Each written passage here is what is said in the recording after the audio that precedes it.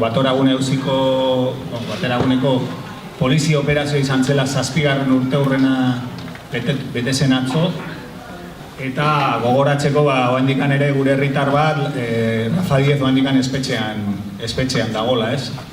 Eta horren arira, baina ez hortaz bakarrik, elkartu beha hemen, pixka bat, bai operazio hortaz eta operazio horren inguruko testu inguru guztiaz, eta gaur egungo egoera politikoaz eta etorkizunaz ere hitz egiteko. Hortarako 3 lagun ekarri dugu, 3 oso ezagunak eta ez dutenak aurkezpenik behar, baina eskuinetik hasita Arnaldo Otegi, Geo Laura Mintegi erdian eta Jose Maria Agirretxe nire ondoan, ez? Eta, hasiko gea pizka bat esposizio batekin, Laurak egingo du esposizio txiki bat, eta gero debatea zabalduko dugu, ez? Galdera batzukin, eta printzipioz debatea, amaitu baina 10 minutu lehenago ere, ordula orden lehenago, zabalduko dugu, zuek ere zuen galderak edo iruzkinak, komentarioak egiteko, eta, hola, dakau, behatzik laurden gutxiak arte gutxi gora bera. Orduan, hasiko gea bere gala, denborarik ez galtzeko, eta hoxe, eskerrik asko, eta,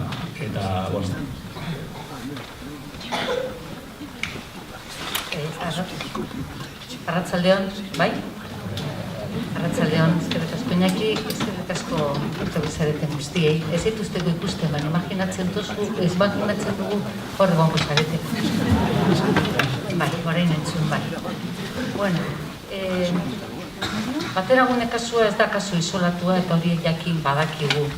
Eta badakigu ere erantzun egiten diola politika zehatz bati oso neurtua eta pausu kontrolatuak dituena. Eta esango dudan guztia jakin badakigu, baina batzutan ikusten dugunean perspektiban konturatu egiten gara nola betetzen ari den programa bat hasieratik programatuta zegoena. Bueno, lehenik eta behin esan behar dugu Free Otegi eta Denol Free Rafa oraingo hau bihurtu dena, kanpaina hori pasadan urtean sortu zela, martxoan, eta Bruselan aurkeztu zen, eta hor zenbait hito edo zenbait puntu azaltzen ziren bertan. Lehenik eta behin planteatzen zen bateragunekoak bazirela bakiaren arkitektuak. Eta beraiekin egindako aldrabezkeria horrek erantzuten ziola hain zuzen ere politika horri moztu egin nahi zuena bakegintzarako pausu bat ematen ari zena, benetan garrantzitsua. Aipatzen dudan moduan, zer hori, jakizuenez berandu etorri naiz, errebento jauki dut kotxean, aldatu dut errobera, errepustozko errobera pasegoen pintzauta, azkenean lagun batek utzi dit kotxea, eta sartu naz orain minuto bat aretoan, eta oraindik kokatu behar dut nire burua. Bueno, orain noa. Esan dut lehen, bateragune kasuak erantzuten diola plan bat, 89an pasatu zen eremu judizialera. Eta orduan,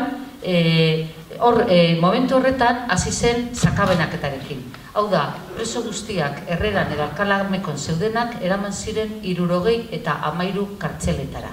Eta orduan hasi zen sakabanaketa. Baina insistitu nahi dut urteetan oso garrantzitsuak dira. 83an zen plana, 88an ardantza plana, 89an sakabanaketa. Gal, egon zen indarrean, egon zen aktuatzen 4 urtean, 83tik 87ra hain zuzen ere. Eta 4 urte horietan, 27 pertsona erail zituzten. Horren daukagun perspektibarekin eta hainbeste urte pasatuta gero, agian ez dago txarto gogoratzea, zen olako zigorrak jaso edo hobeto esan da ez zituzten jaso, Galen implikatuta egon ziren haiek. Eta uste dut merezi duela gogoratzeak. Barrio Nuevo zigortu egin zuten 10 urtera. eta Rafael bera ere bai. Biak atera ziren 3 hilabetera. 10 urtera zigortu zuten Miguel Plantzuelo eta baita ere Julián San Cristobal. Biak atera ziren 10 ordutara, ez da egun bat ere ez zuten egin kartzelan. Ricardo García Damborenea egon zen beste 10 ordu kartzelan, naiz eta beraren zigorra zen 7 urtekoa. Julen Elorriaga egon zen kartzelan 19 hilabete, eta bere zigorra zen 75 urtekoa. Rodríguez Galindo egon zen kondenatuta 75 urtera, bera ere bai, baina 4 urtera atera egin zen. Nik momentu hauetan gogoratzen dutez bakarrik bateragunekoek egin izan dituzten 6 urte terdi horiek eta oraindik Rafa betetzen ari den zigorra. Datu hauek ikusten ditu denean burura etortzen zait Arkaitz Bellon, gogoratuko duzue seguruen.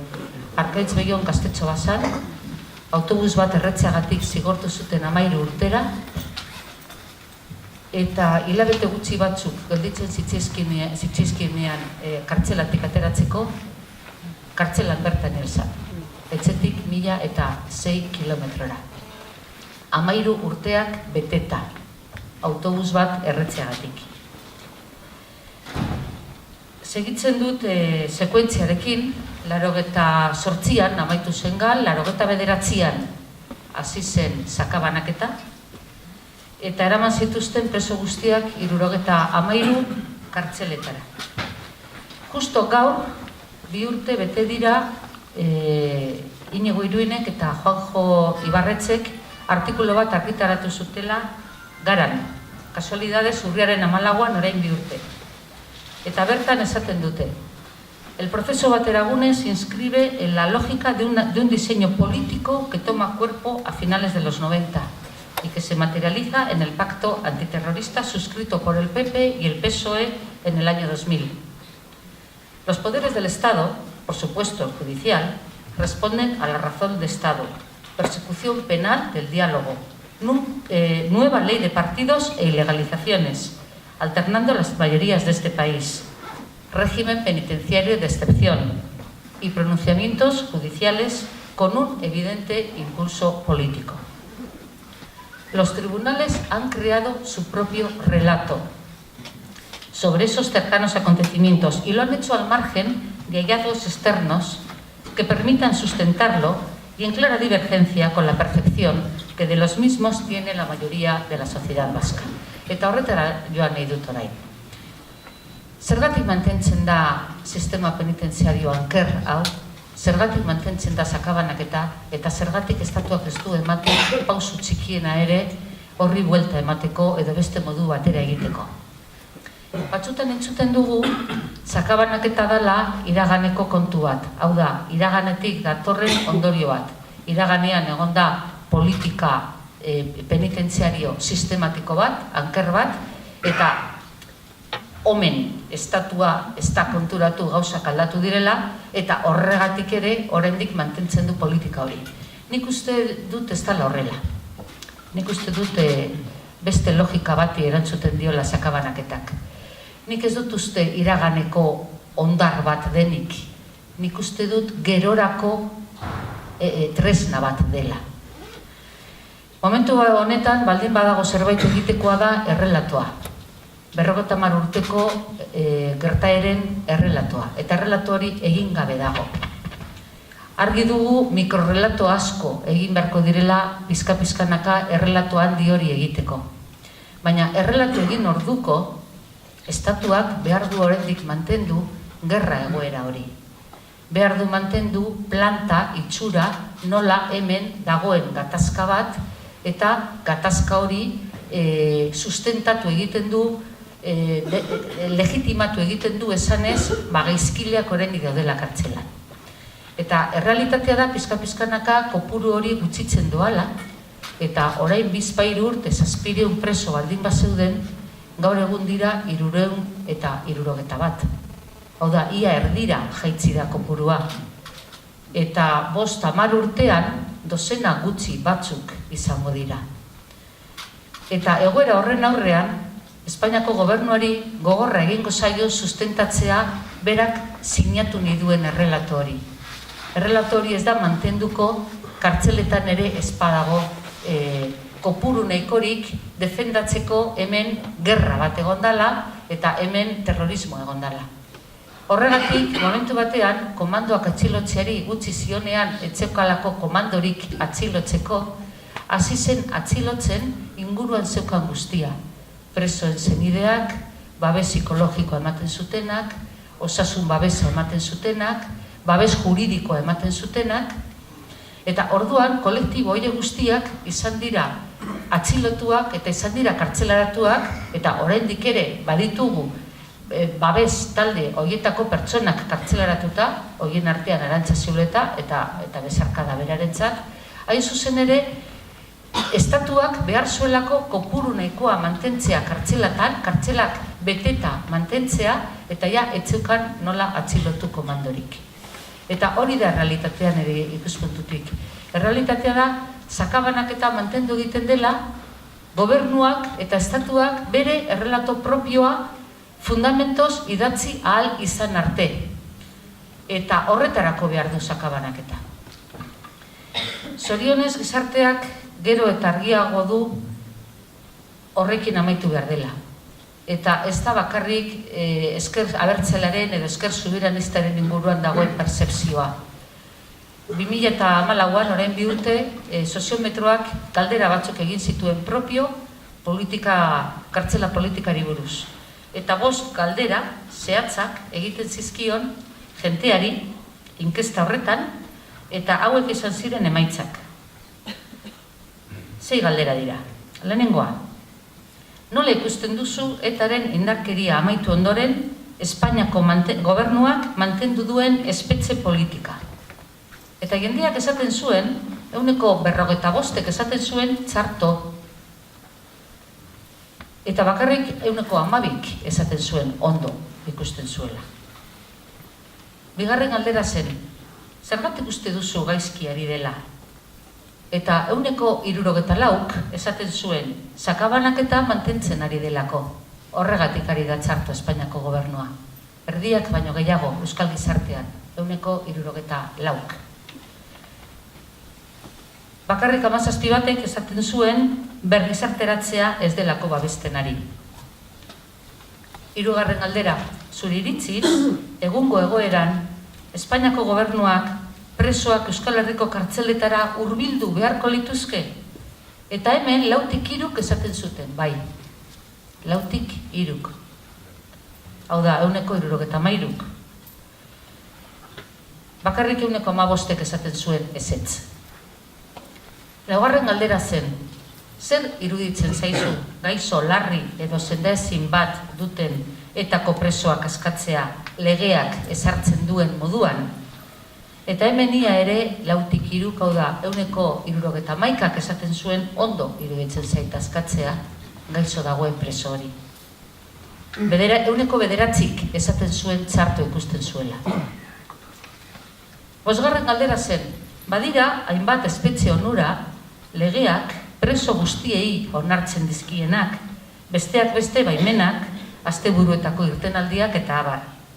Uste duzu espetxe onura hoiek euskal presoi ere eskaini behar zaizkiela?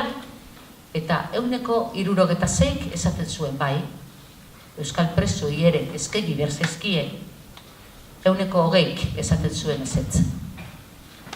Azken galdera zen, uste duzu egungo egoeran Espainiako gobernuak legearen barruan etako presoen bergizarteratzea edo reinserzioa erraztu beharko lukeela? Eta erdiak esaten zuen baietz. Erdiak, ezen heltzen erdira, 47%. Preso guztienak salbuespenik gabe esaten zuten. Baina beste 22% gehiago esaten zuen bai, odol deliturik ez bazuten. Beraz, datuak ikusita, eta hau dira soziometroaren datuak, argi ikusten da, gizartea heldua da honezkero, naturaltasunez onartzeko sakabanaketaren amaiera. Gizartea honezkero heldua da onartzeko preso gaixoak etxera bidali behar direla. Eta gizartea ere heldua da honezkero onartzeko baimenak eta espetxe legeak ematen dituen onura horiek erabil daitezkela eta ontzat emango luke hori egingo balitz modu naturalean. Hemen heldua ez den bakarra, edo hemen politika ankerra eta politika berezia daraman bakarra gobernu da, baina nire ustez ez da inertziaz, ez da ganorabakokeriaz, ez da nagiaz edo ahaztuta daukalako, baizik eta berak nahi duen errelato politiko hori egiteko behar duelako mantendu tensio hori espetxetan eta beraz tensio hori euskal gizartean. Eta, bueno, gero galderari badago erantzungo dut, eskerrik asko.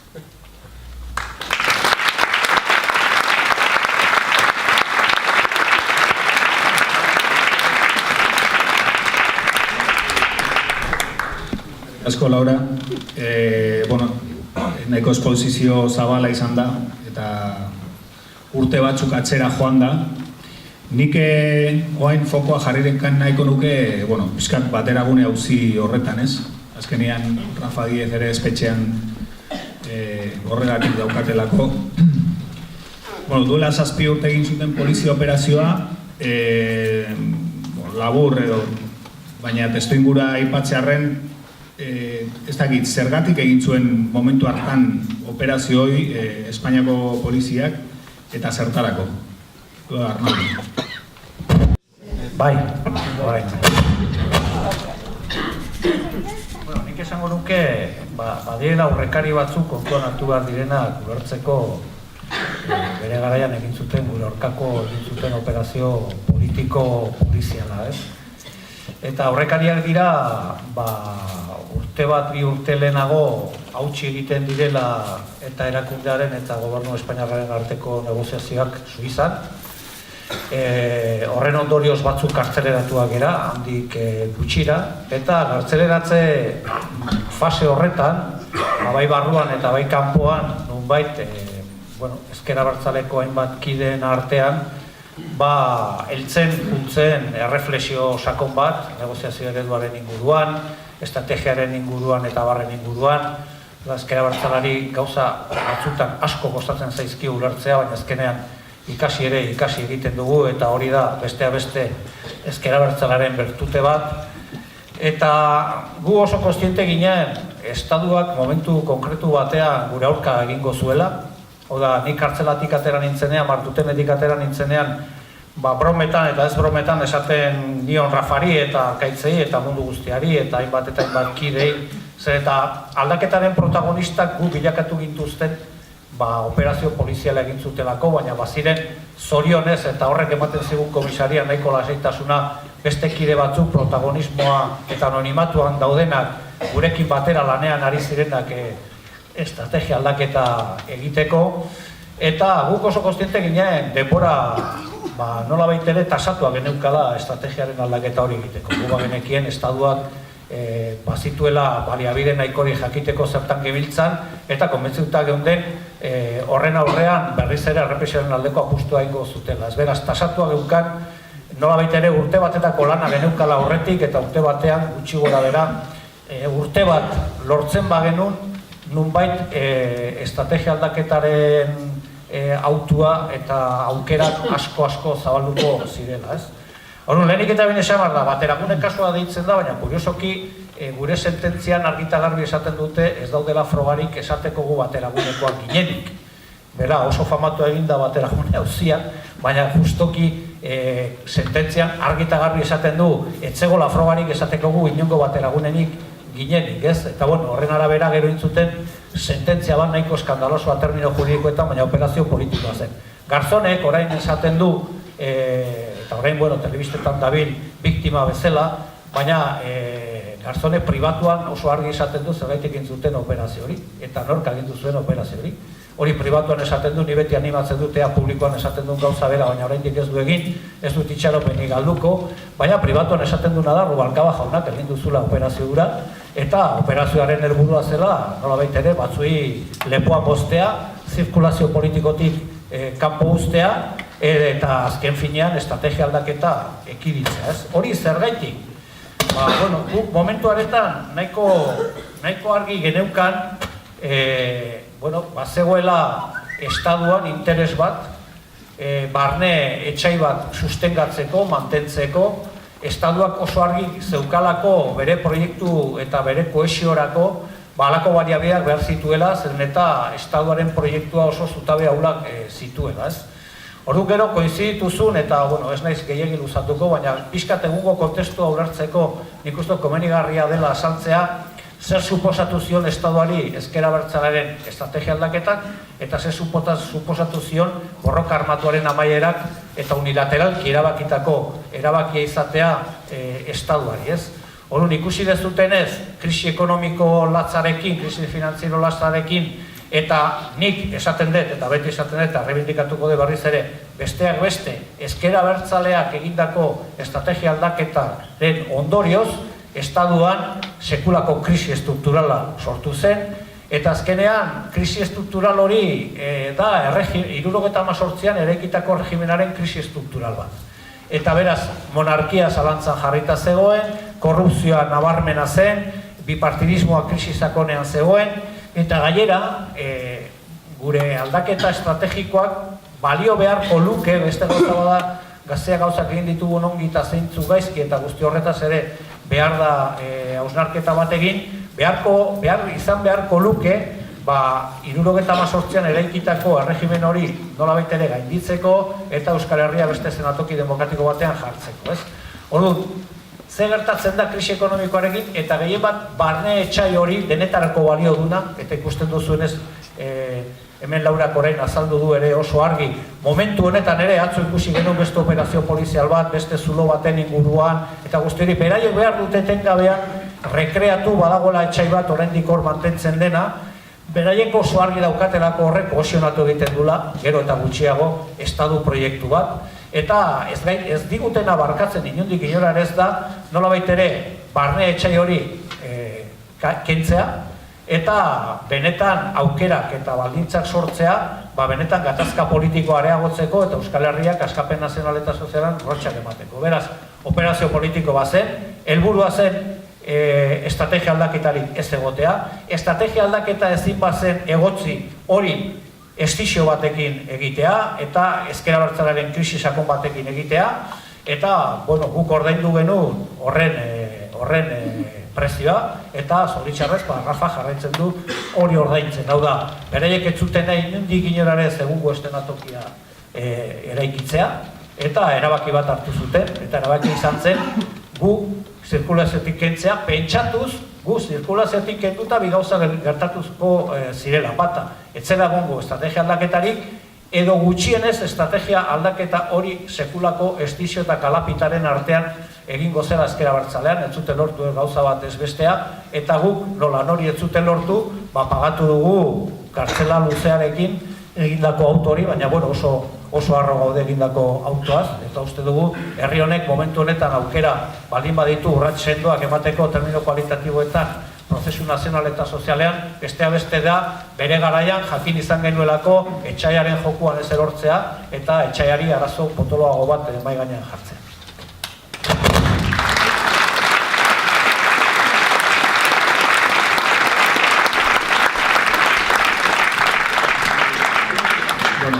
Guazen aurrera ez, 7 urte pasatu dira, 7 urte hauetan gauza asko gertatu dira, asko historikoak, herriaren errelatoa idazten denerako ere, errelato historikoan.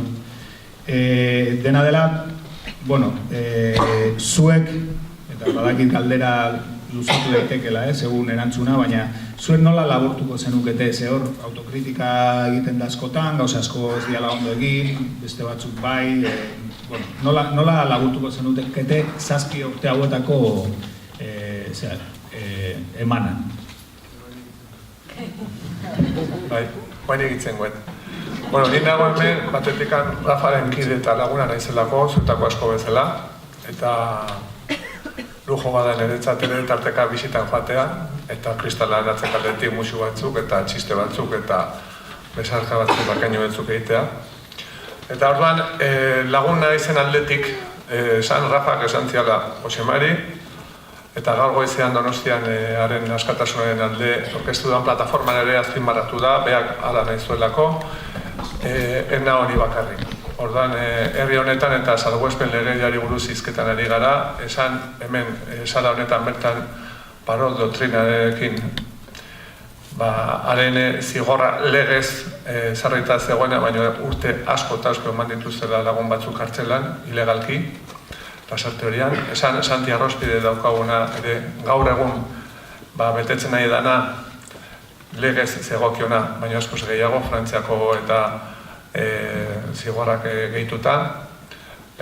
Esan Rafa bera ere, bere ideien politikoengatik, bere borroka politikoengatik, bilerak egiteagatik, proposamenak egiteagatik eta bakegintzaren alde egiteagatik dagoela kartzelan momentu honetan. Eta Ibon Fernandez ere, hilo badaukadana eta laguna, zue bezala, gaixorik dagoela larriki, lan emezanen esklerosia-nizkoitzarekin eta nahiz eta medikuek, espertoek izan duten kalean behar duela, barruan dagoela. Eta Peio, Javi, Aitzol, eundaka milaka kilometro ditugula dispersaturik. Orduan, Rafarekin batera, guzti horien, gure herrikideen eta gainontzekoen askatasuna eskatzen dugula, eta hori Rafak erantzian azpimarratzeko. Hori lehenik eta behin. Baina, banago hemen ere, pixka bat, paiaso nahi zelako. Paiaso... Eta, esan, hitz egiten ditugun kontuekin eta askotan motibo ere badugula triste egoteko eta pankartari eusteko eta borroka egiteko eta horrela egin dugu urte luzeetan eta egingo dugu aurrera begira ere eta pankartari eutxiko dugu oraindik nola ez. Baina, gu hasi ginen lanean paiaso gintzan herri honetan euskaratik, alaitasunetik, dela 30 urte laizter, eta denborarekin kontuatu ginen eredu ere baginen aurrentzat eta balore sozialak lantzen hasi ginen, irratia entzunez, herrigintzan lanean, eta aukera izan dugu urte luzeetan elkarte askorekin lan egiteko, familia eredu ezberdinen elkarteak, gaixoria den aurren elkarteak, nazioartean lan egiten dutenak, eta kulturan iztasuna lantzen dutenak, eta gaixotasunak, pila bat atzu ere ospitalean izan nintzen. Askotan elkarte hauekin, gauza asko ikasten dituzu, ez? Geure borrokan murgiluta gaude, eta gure herriak duen askatasun falta, eta autodeterminazioa, eta legedi, salbuespen legedi hauek, eta bar. Eta, ez dakit, aukera izan dugu, eraskotako jendeakin lan egiteko, aurrekin lan egiteko, eta aurrak bezala, herri honetan txikiak diran beste pertsonak, ez, hor alboan izaten direnak ia beti ez. Eta, haiekin gauza asko ikasi dugu. Askotan joaten zara ustez ematera, eta konturatzen zara jasotzen ari zarela, eta ikasten ari zarela, eta aberasten ari zarela. Eta horrek eman digu humorearen beste perspektiba bat, ez, askotan galdetzi dute, zer da humorea zuentzat? Atxiste bat, baino haratago, barre algara bat, baino haratago, humorea, eta hori ikasi dugu ganean da, jarrera bat. Bizitzan duzun jarrera bat, jarrera baikorra, jarrera itxaropentsua, jarrera eraikitzailea, jarrera alaia, eta, pizkati, paiaso gintzatik ere hori azpimarratu nahi nuen. Askotan motiboa bautzagoela triste egoteko, baina, txikia gara, borroka ingo dugu, pankartari utziko dugu, baina humoretsu, alai, irribarra aurpegian, eta, Rafakin beti bizitetan bukatzen den bezala, musu batzuk emanda, besarkada batzuk, eta aurrera eginez. Hori batetik ere izaren du.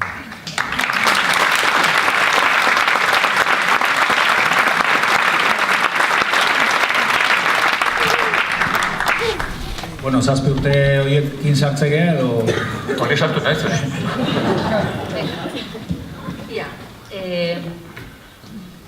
Horain 7 urte ezker abertzalea legala zen. Eta nik uste dut, oraindik ez dugula nahikorik ponderatu, zen nolako eragina izan duen 10 urteko ilegalizazioak. Uste dut pasatu garela osoaren ilegalak izatetik legalak izatera, eta zurrunbilo horretan oraindik ez dugula nahiko azterketarik egin, horrek eragin dituen moduak, tik batzuk, ohiturak, inertziak, Eta gerora egon diren akats batzuk seguruen hortik datoz, hain zuzen ere, ebaluaziorik egin gabe, pasatu ginelako normal funtzionatzera, konturatu gabe 10 urte horiek izan zuten eragina.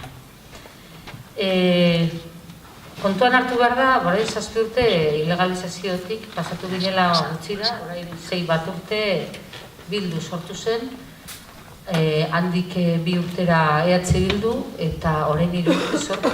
Hau da, eskara konturatzen, gaur egun dagoen egoera, ze denbora laburrean, eraikidan, ze prisarekin eta zirkustantziak ikusita nahiko ondo.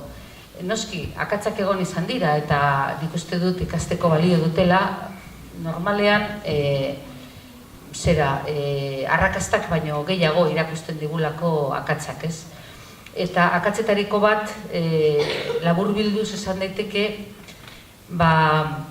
agian ez talaneko arrazoia izatea. Esplikatu behar da arrazoia. Pedagogia egin behar da.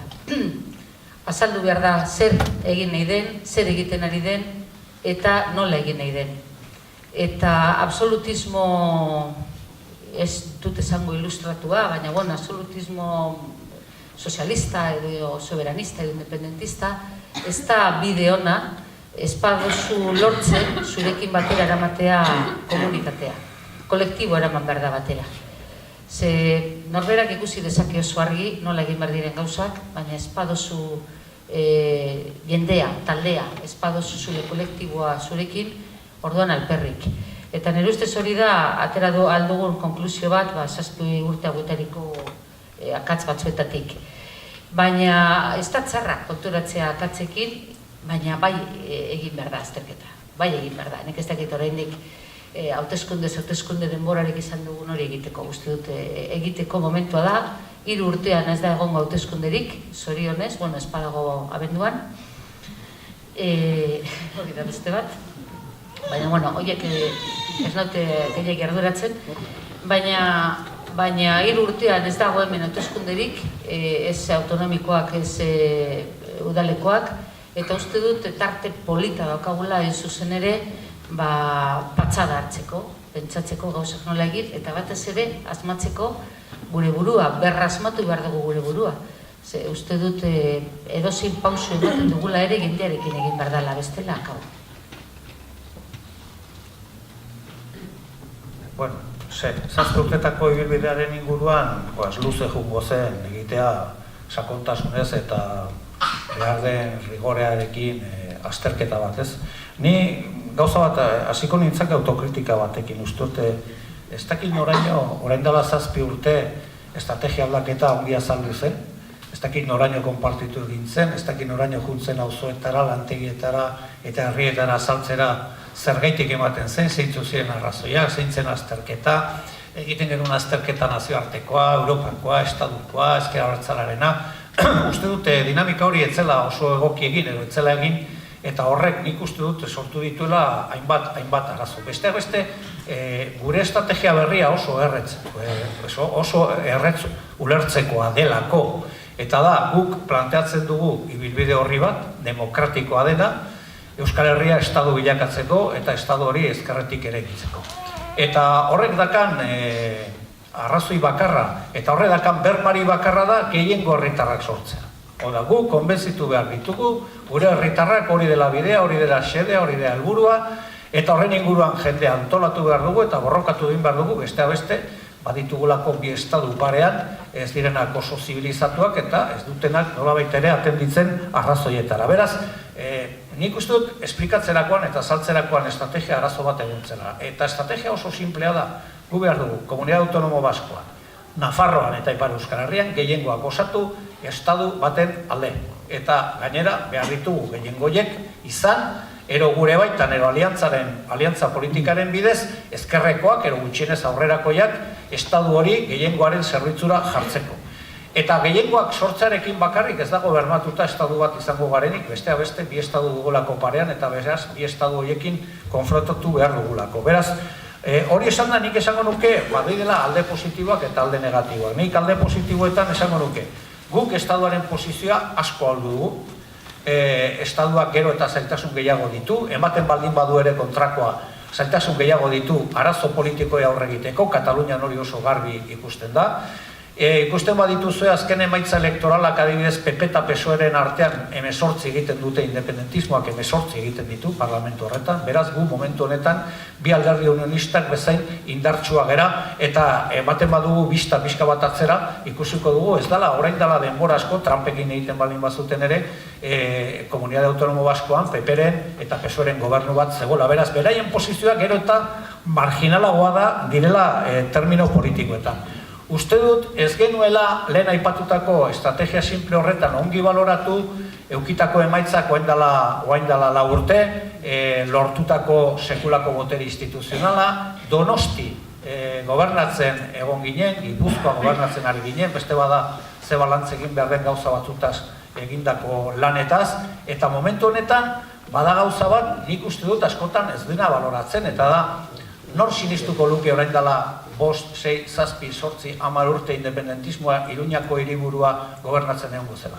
Inork ez luke hori sinistuko eta hori gertatzen ari da, ez? Beraz, horrekin batera aliantza zabal bat osatu dugu, bere zailtasunekin, independentismotik, ezkerretik, ero gutxienez aurrerakoia den proiektu batetatik, Euskal Alkartasunarekin, alternatibarekin, aradarrekin, eta gauza bat esango dizuet. Proiektu horrek, orain dela 4 urte, Laura lehendakarigai izan zela, sekulako emaitzak eukiz dituen. Eta gauza bat esango dizuet, orain arte, seguraski, inork ez duena esan. Egun horretan, hauteskunde egun horretan, atxaldeko ordubitan enkuesta guztiak EH Bildu ematen zuten garaien hauteskunde horietan, eta zertan datzan estrategia, zertzen helburua, bigarrenik gure antolakuntza eta funtzionatzeko moldeak ere ez ditugu egokitu, eta bai uste dut ere, ezker abertzalearen partetik esaten dut hau, borroka esparru batzuk ere nolabait ere baztertu egin ditugula, ero gutxienez ez ditugula aktibatu beharko ziren bezala, ez? Hori egingo nukenik balantze bezala, eta balantze horretatik uste dut orain refundazioarekin eta emaitza elektoral on batzuk ematen diguten lasaitasunarekin, berriz ere gauzak argitu eta martxan jarriko ditugula. Hor, gatazka politikoari heltzeko diseinuan aldebakartasunaren aldeko apustua eginez, azaleratu dira arazo batzuk, ez? Azkenean, hainbat alor oso importanteak dianak, ez daudelako aldebakartasuneko urrats hori egiten duenaren esku. Eta hor dago bereziki presoen gaia, ez? Ezker Abertzalearentzat bereziki sensiblea dan gai bat, enborrezkoa eta barrutik bizi duena, ez? Eta hor somatzen da, ikusten da, deskontento bat, desilusio bat gai horrekin, nola heldu hartzaio gai horri? Nola ikusten duzu heldu hartzaiola gai horri? Ikusita, estatueko hain arte behintzat, euren agenda inposatu dutela, eta euren agenda horren aurrean ez dala egon nahiko indar sozialik, hori gainditzeko, ez? Nola irudikatzen duzue, hemendik aurrerako pausuak edo? Venga. Alde bakartasunarena kurioso da, ez zuzen ere, estatua izatea hori deiturak egiten duena, kritikatu egiten duena, norbaitek alde bakartasuna egiten baldin badu, estatua da. Hau da, berak egin dezaken hori, edo egiten duen hori, gero, lasai asko kritikatu egiten du, gainontzekoek egiten badugu, ez? Oso gai delikatua da. Oso gai delikatua da, ze hain zuzen ere, jakin badakigu hori dela estutu egiten gaituena, hau da, hortik harrapatuta gaitzakete, hortik gaude hartuta, eta orduan hori jakinda tentazio esan liteke, aska gaitezen horretatik eta gainditu dezagun oztopo hori eta guazen gehien mintzen duen horretara, baina bestalde batetik ezin dugu egin inondik inora konsustantziala dalako, hain zuzen ere gure borrokan, ez?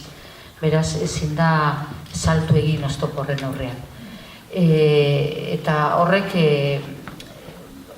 hori da gertatzen zeguna. Niri kostatzen zait asko presoen zenidei esatea begira zure alaba, zure semea, egongo da estatuak nahi duen arte, eta gainera ahal badu luzatuko du, eta ahal badu asmatuko du ingenieria juridikoa, hori inoiz amaitu ez dadin. Zergatik, borroka amaitzen ez den bitartean, horiek egongo dira bahituta, ez?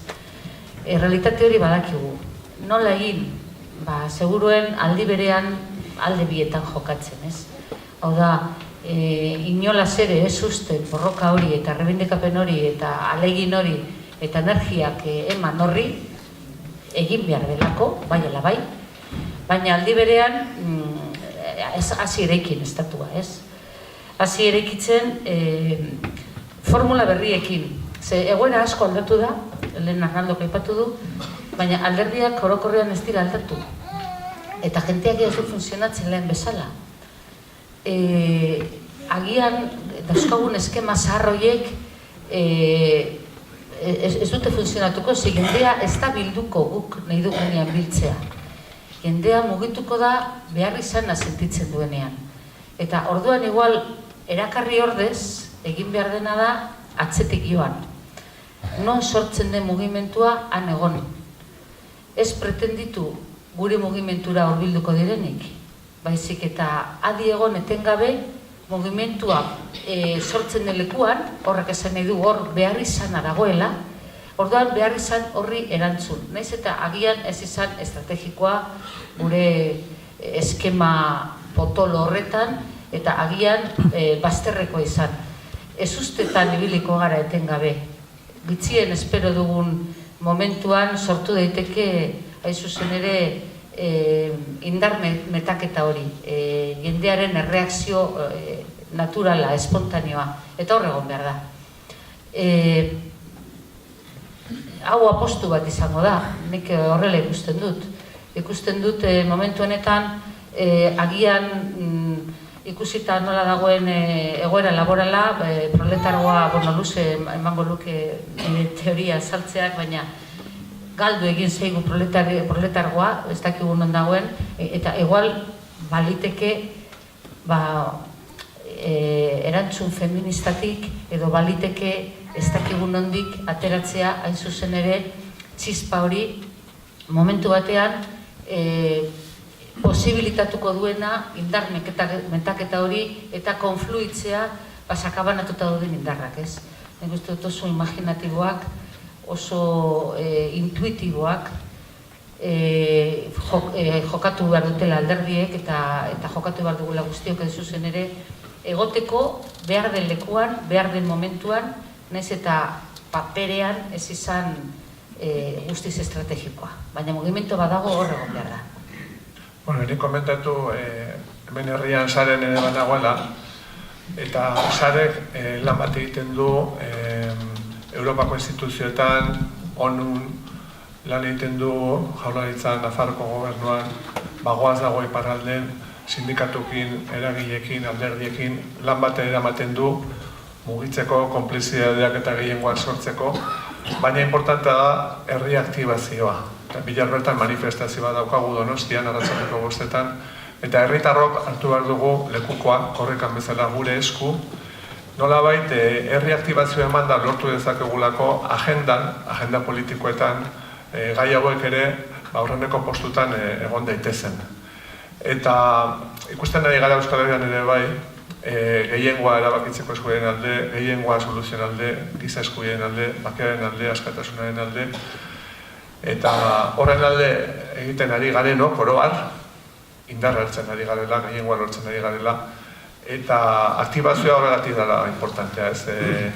Horren alde egingo ez dutenak indarra galtzen joango dialako. Eta bestetikan, proiektu berriari begira, nire askotan tokatzen zaite gazteengana ere, txikitan titia emanielako, eskoleta eta hitzaldiak eta ematea eta partekatzea, hola pintatutata, eta joatea, eta zergatik euskeraz, zergatik inbadu euskeraz, ez?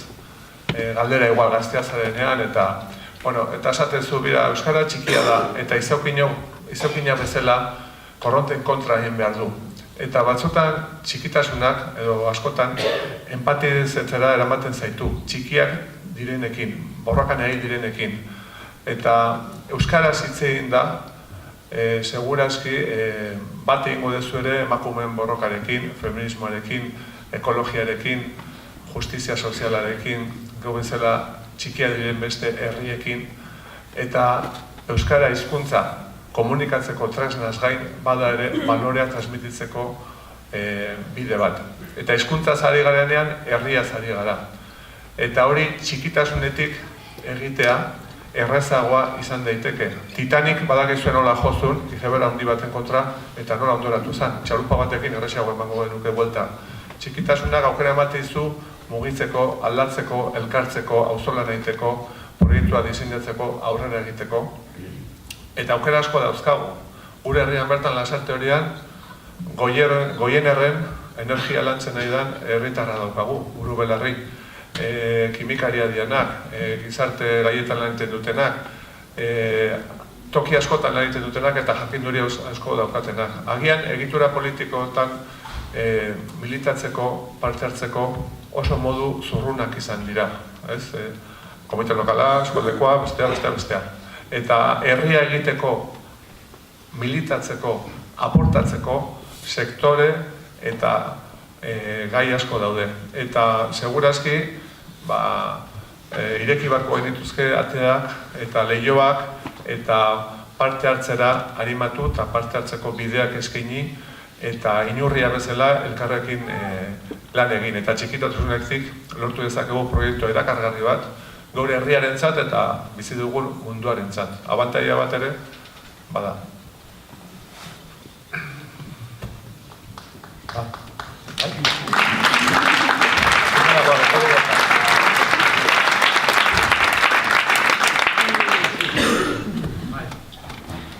Nik uste dut, lehen aipatu dut ez, estrategia berria saltzeko era simple batean esan daiteke lehen aipatu izan duan, ez? Gu badakago bide horri bat, gehiengoak osatu behar dituna, ero gure baitan edo aliantza politiken bidez, estatu baten alde, ez? Hori da estrategia berria eta horretarako proiektuak, eta jendea seduzitu, konbentzitu eta bar egin behar da eta gure ganatu, ez? Ero gure proiektuarekiko atxikimendua sustatu, ez? Eta estrategia berri horretan alde bakartasunak eukizun sekulako garrantzia guretzat. Zerraitik, garai batean konturatu ginelako, nunbai, zegoela askapen estrategia bat herri honetan, derrigorrean pasatzen zela estatuarekin akordio bat egiteagatik. Derrigorrean. Ordu, gure estrategia, askatze estrategia horretan, beti zegoen tren geltoki bat, derrigorrean estatuarekin akordio bat euki behar genuen. Termino politikoetan ari naiz, eta presoen gaietan, eta barretan, eta, heldu zen momentuan, una reflexio izan zen, hori sekulan ez zen gertatzen, azkenean estadua beti ezezkoarekin erantzuten egiten zuen, eta galdera zen, badakago estrategia, edo ez dakago estrategia, gure estrategia, estaduaren menpean baldin badago, nola baita ere esateko, eta ez badakago indar harreman nahikorik estadua menperatzeko, estaduak erretza du gure estrategia neutralizatzea, eta da, esan ez? Zuk tope egiten duzu pare baten kontra, ez? Orduan, egin genuen hausnarketa izan zen, agian, Euskal Herriak posible du estadu bat egitea, estaduarekin akordiorik egin gabe, agian. Agian, ez da beti beharrezkoa estaduarekin akordio bat egitea, horrek ez du esan nahi uko egiten diogula akordioari. Baina agian, pentsatzen genuen, Katalunian gertatzen ari den bezala, akordiorik gabe ere posible dela bide bat egitea, eta gero ikusiko dugu, heltzen geran eroez, posible egiten dugun bibilbidea, alde bakarreko bibilbide horrekin, momentu konkretu batean, estadua behartzea, nunbait, zurekin esertzea eta akordio batetara heltzea. Beraz, alde bakartasuna da, estrategia horren faktore klabe bat. Ze arazo daka horrek? Gatazkaren ondorioen esparruan, alde bakartasuna badu maniobra margen edo tarte mugatua. Azkenean, kartzeletako giltzak bere dituztelako. Eta PP heldu zenean gobernura gauza bat egin zuen. Atea itxi eta giltza itxasora bota. Eta esan zuen, hor konponi edo horrez naiz mugituko. Horren aurrean ze gertatu izan du da, beraiek bilakatu dituztela presoak momentu honetan, baituak lehen, baitu politikoa balin baziren noain are gehiago dira, txantaje bezala erabiltzen dira, badakite mina egiten digutela, badakite gainera horrek zatiketa sortzen dituela, badakite etxipena sortzen dula, eta horregatik egiten ari direna. Hau da, ez da estrategia bat bakarrik krudeltasunetik egiten dena. Badu helburu politiko bat, eta helburu politikoa da, buruan sartzea ez dagola inondik inorarez aurre egiterik, beraiek badituztelako baliabideak hori gelditzeko eta arazo politikoa gelditzeko ere. Horren aurrean, kolektiboak berak eman ditu urratxo batzuk, eta gehiago emango ditu etorkizunean, eztabaida bat burutuko duelako zer egin horren inguruan eta bat, guk uste dugu alde batetik baliabide guztiak erabili behar direla presoak askatzeko, gure ustez ateratzen dugun bakoitza aktibo berri bada independentismorako eta baitu bat gutxiago estatuarentzat, eta gu filosofia horretatik hartzen dugu presoen askatzeak, oda, ateratzen dugun bakoitza alde batetik bere familiaren lagunen eta bat sufrikarioa arindu egiten du, baina beste alde batetik aktibo bat bere ganatzen dugu prozesurako eta beraiek gatibo bat galtzen dute eta hipoteka bat gutxiago dauka independentismoak aurrera egiteko, eta zentzu horretan azken erreflexio bat. Hau da, lehen aipatu zer dan estrategia eta aldebakartasuna zer garrantzi duen. Guk ezin dugu presoen gaia aztertu eta presoen gaiaren inguruan hausnarketak egin eta planteamentuak egin berriz ere gure buruan kokatzen balin badugu partida hori estatuarekin jokatzen dugun partida bat bezala. Hau da, gu jarraitzen balin badugu pentsatzen partida hori estatuarekin jokatu behar dugula, estatuak bere baldintza jarriko ditu eta gainera giltza botako du eta esango du, bueno, nik presio nahikorik egiten ez diazuen bitartean, hemen ez naiz mugituko. Eta gainera, bigarren helburua bilatzen dut horrekin eta da, presoak dauden bitartean, nola, ez dezuten beste motatako prozesu politikori martxan jarriko, perfecto, ez dut mobituko. Zen eta horrek ekiditu egiten du, benetan, zuen proiektuaren aldeko prozesu hori martxan jartzea. Orduan, nik azkenengoz esango nukena da, presoen afera ulertu behar da gure herriarekin egiten den eta jokatzen den partida eta tablero batean. Ez estatuarekin jokatzen den partida batean. Beraz, presoak erabakitzen badute baimenak eskatzea, erostak zer egitea, erostak zer bide jorratzea, ez da estatuak baldintza jartzen dituelako eta baldintza hori jartzen dituelako ez dakiz zer egiteko. Da, uste dugulako bide hori gure herriarekin jokatzen dela. Eta preso kolektiboa momentu honetan protagonismoa behar duela eta aktiboa izan behar dela, baina independentziaren aldeko prozesu bat martxan jartzeko. Labur bilduz, esango nuke, ulertzeko. Zer gertatuko litzake Euskal Herrian momentu honetan egun gauden egoeran, egon ezean, Kataluniako egoeran egungo baginateke. Norbaitek pentsatu du hori, hau da, Katalunian gertatzen ari dena hemen gertatzen egungo balitz, presoen gaia konpontuta egongo zen, bai ero ez, ero erretzago izango zen konpontzea bai ara ez. Eta konbentzuta gaude, presoen gaia segurazki asko zerretzago konpontuko litzatekela alako prozesu bat martxan jarrita. Zer esan dugu horrekin? Estatuarentzat, arazo bakarra eta bakarra esango nuke. Presoen gaia baldin badelako oso argi despejatzen du. Ez badiozu beste arazo potoloago bat mai gainean jartzen, bestea ongi kudeatuko du. Beraz, beste arazo potolo hori martxan jarri arte, eta horretarako denbora behar dugu, guk erabiliko ditugun dira, baliabide guztiak, presio herritarra, mobilizazioa, nazioarteko lana, ibilbide juridikoak, zirrikitu juridiko guztiak, alik eta preso gehien etxera ekartzeko, denak etxera ekarri arte. Hori izango da gure posizio.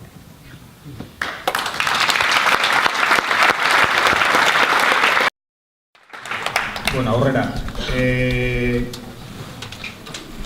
datu batzuk, edo pixka bat, puzle bat osatzeko iraganari begiratu dio, orainari gutxi gora bera ere bai, goazen pixka eta aurrera begiratzea eta etorkizunari begiratzea.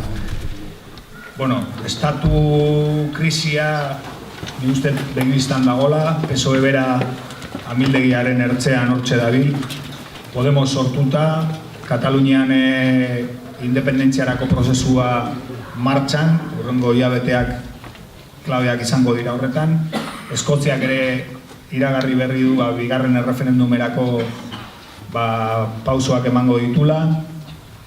Eta, bueno, kontestu nahiko mugitu horretan, Euskal Herria ikusten da hor erdi geldi, ez? Nola irudikatzen duzu ezuek urrengo hilabete eta urtetako egoera?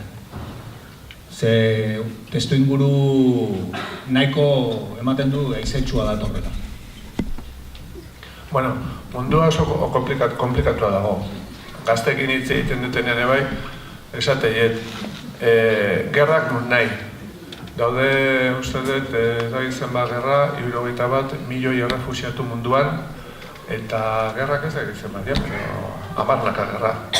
Orduan, mundu hau injustua da, eta zapaltzaileak eta zapaldua daude. Eta horrek sortzen ditu fobiak munduan. Egoera horren aurrean egin dezakegu beste mundun bat egin, eta txikitasunetik esan duen bezala mundua aldatzen saiatu gure herritikan, edo mundu horretan ea nola edo ala mantentzen gehangu goien eta ez azpian. Fobiak sortzen dira esaten nuen eta horregatik sortzen dira. Pentsa, Errusian, garai batean Sovietar Batasunian, homofobia dago. Eta Europan, xenofobia. Eta ehundaka emigrantea izizkigu eta refusiatu hiltzen izizkigu itxasuan egunero. Egoera oso komplikatua da, oso gordina eta zaila. Orduan, bi aukera dauzkagu. Nola edo ala, hor norbera bere burua salbatu eta eroso sentitu, eta modu batean edo bestean, zapaltzaile bilakatu ere bai, azpikoa zapalduz, eta horregatik irabazten du PP Espainian eta alderdi ultraeskuindarrak hainbat herrialdetan, jendea baita gutxi daukanak ere salbatu nahi duelako bere burua, gehiago aldatu gabe, edo beste aukera daukago, eta da mundua aldatzea. Eta mundua aldatzea lehen esan deun bezala txikitasunetik, abantaila dugulako, eta gu bezala beste herriak. Eta horretarago hasi behar dugu, geure buruan sinisten, geure proiektua lantzen, proiektu independentista, nola ez, eta indarrak biltzen, sektoreka, tokia emanez, jendeak parte ardezan, denon artean inbar dugu, lehen aipatu du Laurak, absolutista eta hori alde batea utzi, denon artean humorearekin, eta bat. Eta hor, ikusten dut, eta Rafarekin bultatuko naiz berriro, bi egin behar aurrera begira. Batetik handa, mugimendu aurrerakoietatik, ezkerratik, abertzaletasunetik, proiektu bat landu herri honetarako, proiektu independentista bat, eta hori esan bezala jendearen partaidatzarekin egingo dugu, eta jendearen aportazioekin, eta horretarako ere ateak zabaldu bardia eta aukera eman. Eta bezaldetikan herri bezala. Ezkerrak, eskuinak, herriak eta besteak, bakoitzak bere aportazio egingo du, baina herri bezala ere, behar dugu, Katalunia aipatu da orain, herri bezala behar dugu proiektu bat. Proiektu independentista bat ere bai landu. Eta hor, pizkat ikusten dut, Rafaren aldeko plataforma bat sortu da gaur goizean. Nik esaten egon Rafari azken bisitan. Plataforma sortuko da, eta segurazki plataforma sortuko dalako, etzara lehenago kalerateako, Arnaldo ateratzen bezala. Baina, balore bat emango zaio zure personari, Arnaldorenari, eman zitzaion bezala, eta etortzen zarenean berriro Lasartoriara eta Euskal Herrira, nik ikusten du Rafa, eta gaur goizean aipatu dituzte hitzak, estrategikoa, aurrera behiratzen duen persona, konprometitua, dena ematen duena tal. Ikusten dut, horietako batean. Edo ezkerretik, abertzaletasunetik, hemen erondan daudenak eta egiten nahi dian bezala, proiektu hori gauzatzen, edo herri bezala, beste pentsakera eta ideologia dauzkaten beste pertsonekin batera, herri bezala proiektu bat eginez Euskal Herriarentzat. Eta nik, Rafaekin bezala eta etxeratuko ditugun gainontzeko guztiekin bezala, eta herri honetan dauzkagun aktiboekin, personekin batera. Bestalde batetik, kuriositatea, bestei nola erantzuten dieten, eta bestalde batetik, pausu aldatu beharra, horrek itxura ematen duela, hemen geldiago dagoela kontua, eta nik ez dut uste. Nik uste dut elementu objektiboak daudela eta subjektiboa falta dira. Elementu objektiboak daude independentismorako deskuidatzen bazarete Katalunia baina askoz ere gehiago. Katalanek beti esan digute herri independentista hau zela, transversala zela, beraiek independentismoaren alde zeuskaten kolektibo adin konkretu bateko kolektiboak, gurean umetatik nagusitara familia osoak joaten ziren independentismoa errebendikatzera, aldarrikatzera, manifestazioetara, eta gero objektiboki ere estatu egiturak osoagoak eta hobeak ditugu Katalunian baino. Hemen elementu subjektiboa da, momentu honetan kolokan dagoena. Eta hori da osatu berreraiki behar dena. Nola? Nik ikusten duten moduan armi-arma batekin konparatzen dut, ez? Armi-armaren sarea oso sendoa izan daiteke, baina bere indarra ez dio ematen ariaren loditasunak, indarra ematen dio ariaren kopuruak. Hau da, armi-arma sare bat eraiki behar dugu, oso konexio ugarirekin, batetik bestera, herri mailan, mugimenduak, kolektiboak, sektoriala, erakundeekin, erakunderi gabe, hau da, oso sare tupitua, oso itzia, oso sendoa, ari kopuru handiarekin, eta horrek emango dio sendotasuna armi-arma sareari, ez? Hau da, ehun sozial hori deitzen dena. Tartean sindikatuak, tartean egituratuta dauden mugimenduak eta ez daudenak ere bai. Eta horrela, nola edoala joan subjektibitate hori pizten, indartzen. Azkenengo hauteskunde hauetan, nik alde ikaragarria nabaritu nuen lehenengo astetik azkenengora. Bizpahiru aste izan dira eta lehenengo egunetatik azkenengora alde ikaragarria nabaritu dut, hain zuzen ere, subjektibazio prozeso bat egon zelako tartean, ez? Nik apostu bat egin nuen, gainera, maitzak komentatu nizkio, gainera, arraldo hori komentatu nion, eta esan nion, haizu, hirugarren, eta esan zidan, no me jodas. Eta erratu nahi, zorionez. Baina, sumatzen nuen percepzioa nire inguruan, eta inguru zabala da, unibertsitatean eta beste eremu askotan, percepzioa zen askoz ere txarragoa, askoz ere subjektibitatea suntzituago zegoela. Eta gero ikusi dut nola joan den hori errekuperatzen eta nola sortu den ilusio bat, ez? Eta gehiago sortuko da oraindik ere. Orduan, nire ustez, hori da, ez? Armi-arma sarea egiten joatea.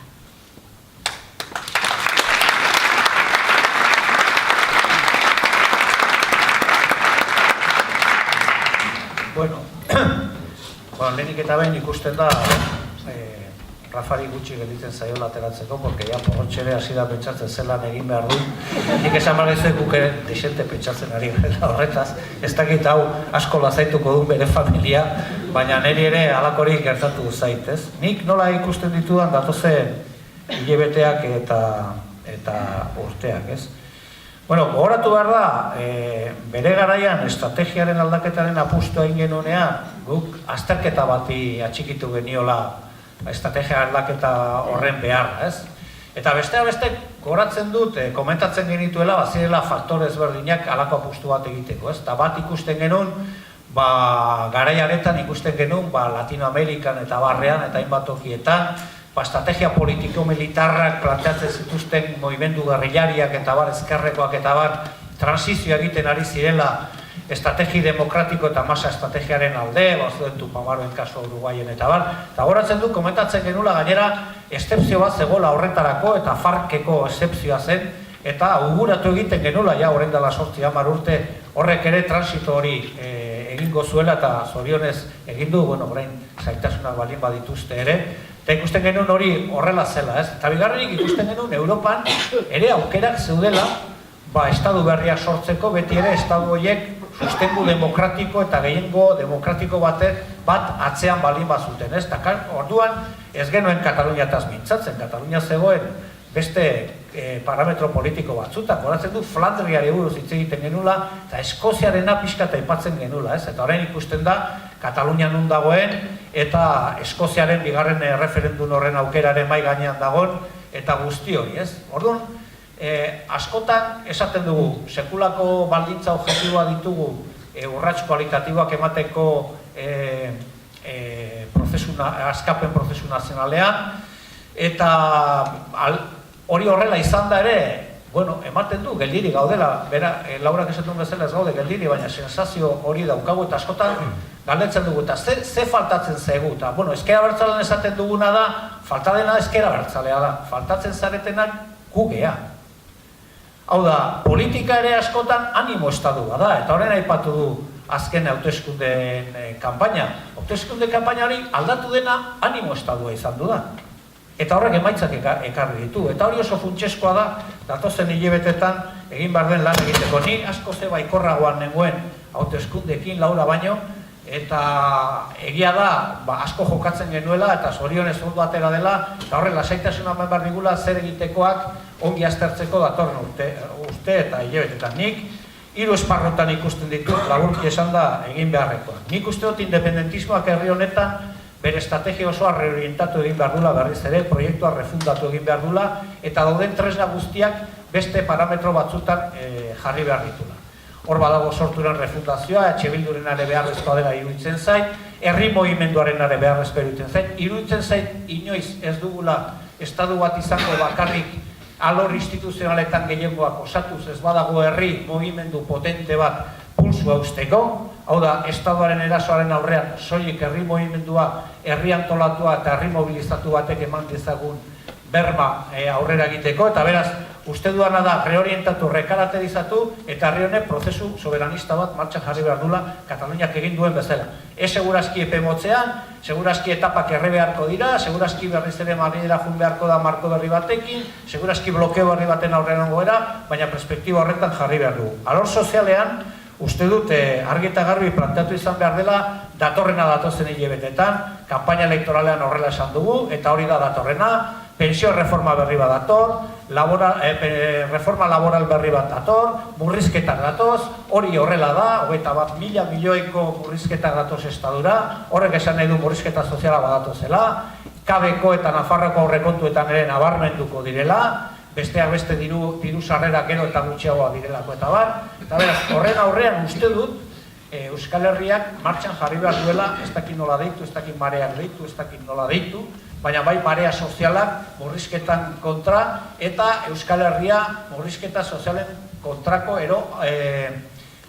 murrizketa sozialik gabeko lurralde bezala antolatuak izan beharko diren reivindikazioa, mobilizazioak eta antolakuntea sortu barrila. Eta horretan bai uste dut, eta bueno, Rafari buruz hitz egin da, horretan Euskal Herriko gehiengo sindikalak baduela zeregina, zorionez ere hasi dira lanean ela talaben artean gauza bestera batetara planteatzeko, eta nik egiten dudan prebisioa da, murrizketa sozialak ere palanka izan behar dira beste alternatiba sozial bat aldarrikatzeko, eta baita ere burujabetza aldarrikatzeko, eta hirugarrenik, eta nekin bukatzen dut, uste dut, legislatura hau izan behar dela, gatazkaren ondorioen inguruan dauden egiteko hainbat gauza, definitiboki egiteko, gure eskutan dauden guztiak egiteko, oda alde bakartasunetik egitekoak diren guztiak egiteko, eta baita ere, gero aldebikotasunaren estatuaren parte hartzea behar duten horietan ere, uste dut hor alde bakarreko ekimena plantatu behar direla, presoen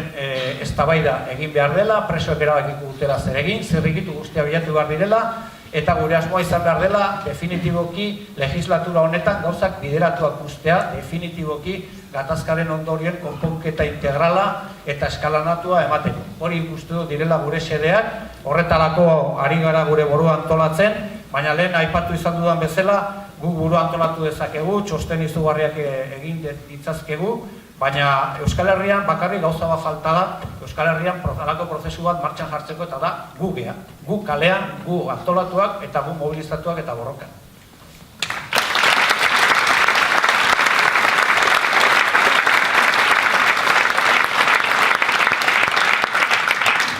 Bueno, denbora ere badoa, nahi baina